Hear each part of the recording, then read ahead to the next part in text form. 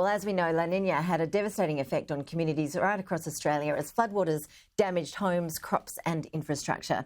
But for some of our wildlife, it's actually had a positive impact, leading to a surge in some bird populations. Joining us live now is Sean Dooley. He's from Birdlife Australia. Sean, has this been a bit of a silver lining of the floods? Just how big an explosion of bird life are we talking about here? Yes, thanks, Ashley. It's certainly a La Nina. The triple La Nina we've had is a lot better for our wildlife, particularly our bird life, than having drought conditions of El Nino with its resultant heat waves and bushfires. So we've seen over the really dry years that a lot of our bird populations have declined, not just our water birds, but a lot of our bush birds. So having 3 years of good conditions, often not so good for the people caught in the floods, but unless birds were actually nesting at the time, the rest of the conditions for La Nina has seen wetlands fill that haven't filled for decades. And we've seen a lot of great colonial water bird breeding events, but even more so, a lot of bush birds and a lot of birds of the arid country, like things like budgies and cockatiels and zebra finches. Those sort of birds have had boom times as well. And the food from the grasses that have been blooming and the accessibility to water has meant that our bird life is in a far better position than it was 5 years ago. We're showing our pictures, our viewers rather, some pretty stunning pictures at the moment of some recent times. Are those new bird life that we're seeing, are they here to stay for a while now, or is it too early to know if those water birds will actually be able to fare okay and be sustained over the next few years? Yes, I mean, our birds, particularly our water birds, are really geared to that boom and bust cycle. However, we have seen over the last 40 years, since we've been able to do things like the aerial surveys of the Eastern Australian waterways, that we've seen a general decline year on year, decade on decade of our water bird numbers.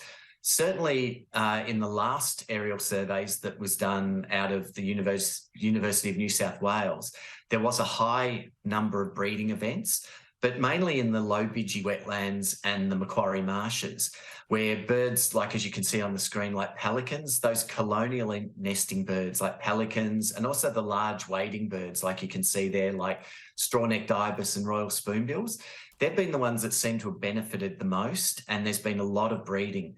How successful that generation that's been raised will depend on how severe the next El Nino event is and how long it goes for. If there's just a couple of dry years, then these birds are long-lived and they should be able to continue breeding up and numbers should recover.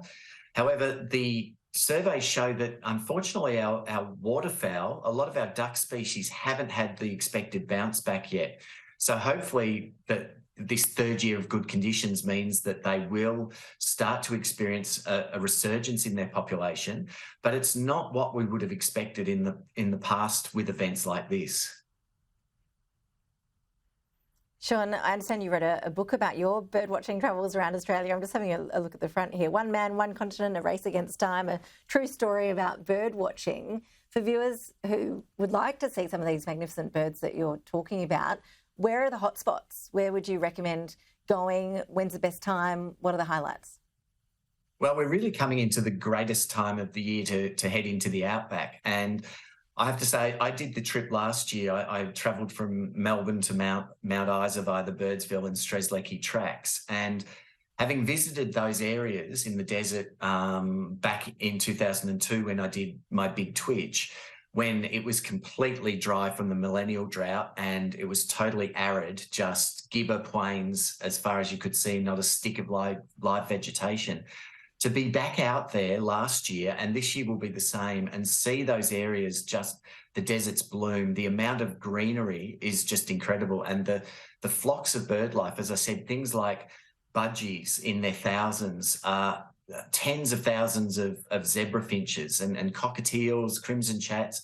It really is, you can almost just roll the dice and go anywhere in inland Australia at the moment.